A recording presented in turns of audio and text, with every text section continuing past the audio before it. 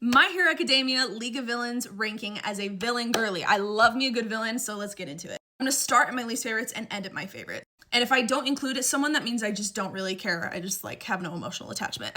Starting off strong with Mr. Compress. I don't really know if that's his name. I can't really remember, but he's the guy, the magician guy. Yeah, I'll do a picture. Anyways, I don't really care about him. I think his quirk is super cool. When he did the face reveal, he looked nothing like I thought he was. He's definitely my least favorite of the League of Villains, but he's got a cool quirk. He's interesting. I'm intrigued.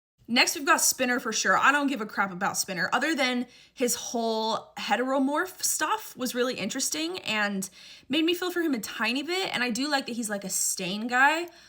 But yeah, I don't have a huge emotional connection to him. Those two are like definitely at the bottom. Okay, let's get into the heavy hitters already because there aren't that many, right? Like that I'm gonna rank.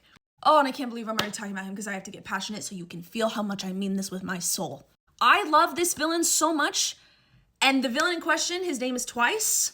You know him. If you don't love him, I honestly don't know what you're doing. When the season started with him and it was like him talking, it felt so Fight Club, like Tyler Durden, where he's like split personalities. That was so cool. That was when I was like, whoa, My Hero Academia is like getting into it. And when the reaction video comes, oh, guys, you're gonna die. A big reason I'm having a hard time with Hawks these days is because of what happened to Twice. Like, I weirdly love Twice so much. I just think he's like one of those villains that's like very misunderstood. I do love a villain that's like just pure evil, but I like them way more when they're complex. So I love Twice so much, and the fact that he's this low does not mean that he sucks. It just means that he's, unfortunately, just a little bit less lovable than the others and gets a little less screen time than they do.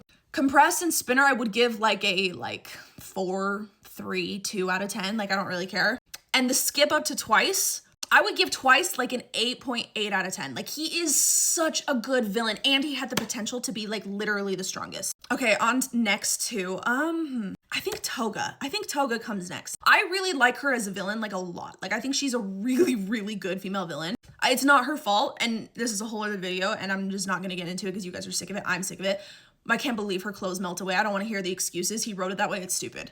But that's not her fault. Her character, however, I still think goes below some of the other League of Villains because her backstory didn't do it for me. Like, I feel like they were like trying to make it sad, but she's crazy. Like she's a psychopath. And that's fine. That's awesome for a villain, but it's not like, oh, poor thing. It's like, oh, you're kind of crazy, dude. Love her to death. Love me a good villain, like, so much. So that is no hate to her. I just don't see her as like as redemptive. I think that if she were to become like good, they should still put her like in a psych ward, you know?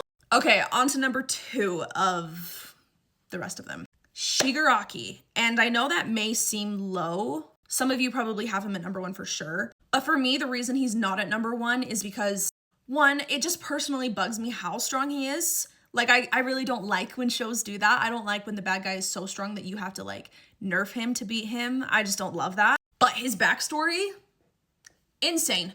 Absolutely insane. I did not expect to suddenly like 180 on him and be like, whoa, he's deep and complex. And the moment I knew that I really liked him was when Mirio was like, that's why you have no friends. And he's like, no, I have friends. I was like, holy crap, there's way more here than we thought. And I do love that he's fighting against One for All for One. So cool. Honestly, Shigaraki's so cool. And the fact that he got beat out tells you how amazing my number 1 seed is. You know him, you love him. Dabi. In my opinion, though, like, the thing that sets My Hero Academia apart from all the other animes is Dabi and the Todoroki family arc. It also reminds me so much of like Avatar The Last Airbender, like royal family stuff, which we all know I'm an Avatar The Last Airbender girly through and through. I guess technically just their characters, Dabi and Shigaraki, are probably pretty close, but the Todoroki family, like everything to do with it, sets Dabi above for me. And that reaction video of Dabi almost dying with Endeavor, you guys will die. It'll take me forever to get there because these take me so long to edit. But you should follow along because I'm not kidding. These reaction videos are going to get insane. I had no idea what was coming. And it really took me by surprise. And I think one of the reasons that My Hero Academia jumped so far up my list, even though I've seen like so many animes in the past year and none of them have beat out my like top 2.